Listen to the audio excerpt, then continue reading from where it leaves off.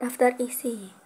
Dari PPT ini saya mengisi beberapa daftar isi, yakni pengertian GSM, CDMA, dan LDA. Lalu cara kerja GSM, CDMA, dan LDA, fungsi dari GSM, CDMA, dan LDA, dan kesimpulan. Lalu yang pertama pengertian. GSM, kepanjangan dari Global System for Mobile Communication, adalah sebuah standar yang dikembangkan oleh European Telecommunication Standards Institute atau ETSI tentang generasi kedua sistem telekomunikasi digital seluler.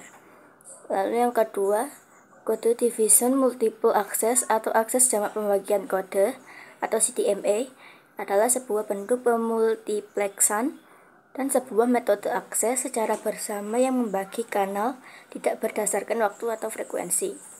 Lalu yang ketiga ada long term evolution atau yang biasa disingkat LTA, adalah sebuah standar komunikasi akses data nirkabel tingkat tinggi yang berbasis pada jaringan GSM atau EDGE dan UMTS atau HSPA.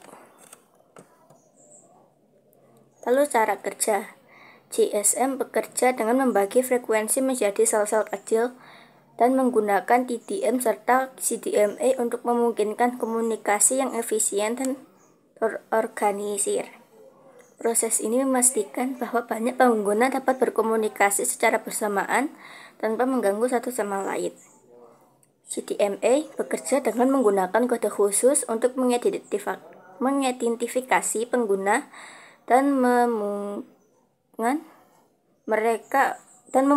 mereka untuk menggunakan frekuensi yang sama secara bersamaan.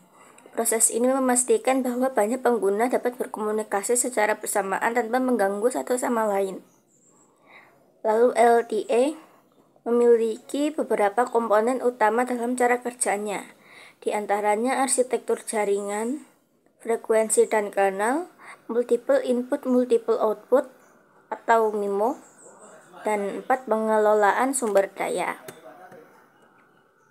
Lalu fungsi.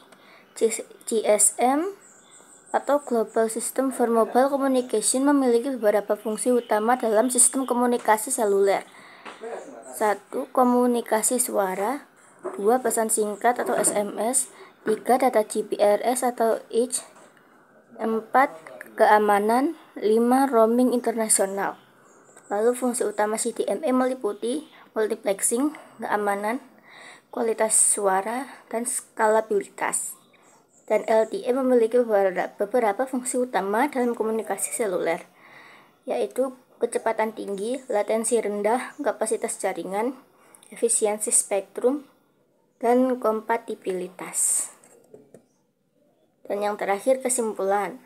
GSM efisien dalam penggunaan spektrum dan kuat dalam hal keamanan, tetapi kurang efisien dalam hal bandwidth dibandingkan CDMA. CDMA memungkinkan lebih banyak pengguna untuk berbagi bandwidth dan memberikan kualitas suara yang lebih baik, tetapi memerlukan bandwidth yang lebih besar.